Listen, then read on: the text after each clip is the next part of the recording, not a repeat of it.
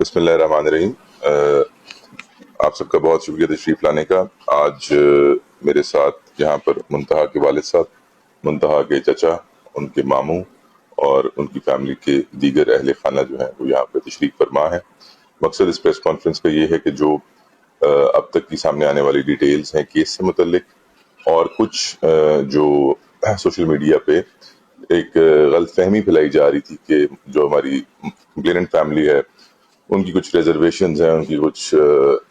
خدشات ہیں، تو اس متعلق وہ میرے ساتھ موجود ہیں تاکہ جو ان کو پورا بتایا گیا ہے انویسٹیگیشن کے متعلق، اس کیس کو جس طرح سے لے کے چل رہے ہیں اس سے متعلق اگر آپ لوگوں نے ان سے کوئی سوال کرنے ہوں، تاکہ یہ جو افواہوں کا اور غلط فہمیوں کا ایک بازار گرم ہے اس کو ختم کیا جا سکے۔ تو کیس کے بارے میں اب تک کی جو تفتیش ہے، آپ سب کو پتا ہے پولیس نے موقع سے 5 لوگوں کو گرفتار کیا تھا۔ اس میں ارسلان شامل ہے، اظہر شامل ہے، عباس شامل ہے، حنیف شامل ہے اور احسان شامل ہے۔ اس دکان جو حنیف کریانہ سٹور ہے، اس کے بیسیکلی 2 پارٹنرز تھے، حنیف اور عباس، اور احسان جو ہے حنیف کا بیٹا ہے، اور ارسلان اور اظہر 2 ملازمین تھے جو پرائمری ایکیوز تھے۔ جس دن یہ معاملہ ہوا تقریباً 11:04 پہ صبح یہ دکان کھلتی ہے 5:30 بجے، جس کو دونوں عباس اور حنیف کھولتے ہیں 5:30 بجے۔ اس کے بعد وقتاً فوقتاً ارسلان اور اظہر 9 بجے وہاں پہ دکان پہ آتے ہیں، اور جو ہماری منتہا بیٹی ہے وہ پہلے صبح کے ٹائم پہ جاتی ہے وہاں سے شاپنگ کرنے، اور اس کے بعد پھر جس ٹائم پہ یہ معاملہ ہوتا ہے وہ 11:04 پہ دکان میں داخل ہوتی ہے۔ اور اس کے بعد فیملی کو اندازہ ہوتا ہے، فیملی کو تقریباً 11:40 11:45 پہ جب اس کو مسنگ آبزرو کرتے ہیں تو پھر فیملی بھی جا کے ڈھونڈنا شروع کرتی ہے، اور کوئی اراؤنڈ 12:40 پہ پولیس کو کال ہوتی ہے۔ اس کے بعد ہمارے S H O city Safdar صاحب وہاں پہ پہنچتے ہیں اپنے اسکواڈ کے ساتھ، اور جو موقع پہ شواہد ہوتے ہیں ان شواہد کو دیکھ کے فیملی کے انٹرویو کر کے سی سی ٹی وی کیمراز کے ذریعے وہاں سے ڈیڈ باڈی بھی ریکور ہوتی ہے، اور بعد میں ملزم کو اریسٹ بھی کیا جاتا ہے۔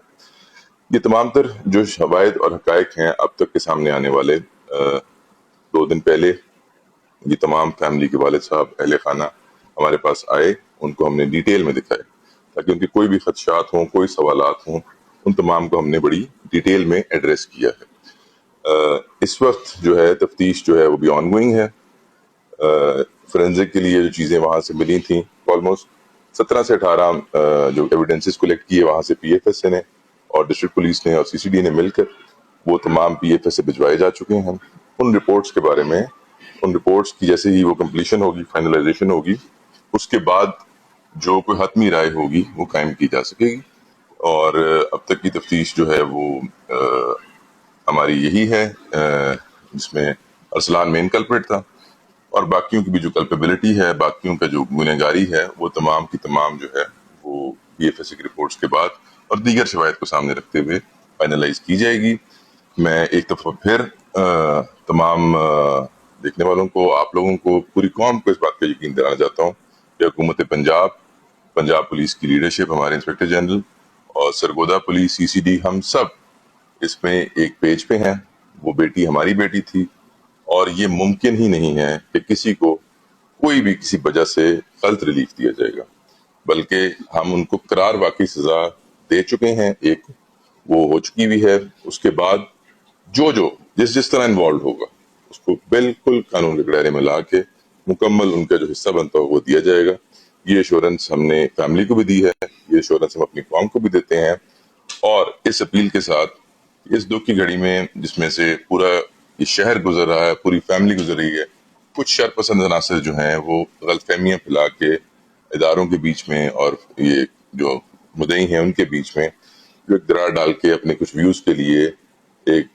غلط فہمی کا بازار گرم کیا ہوا ہے، اس کو ہم سب مل کے ختم کر سکیں۔ تو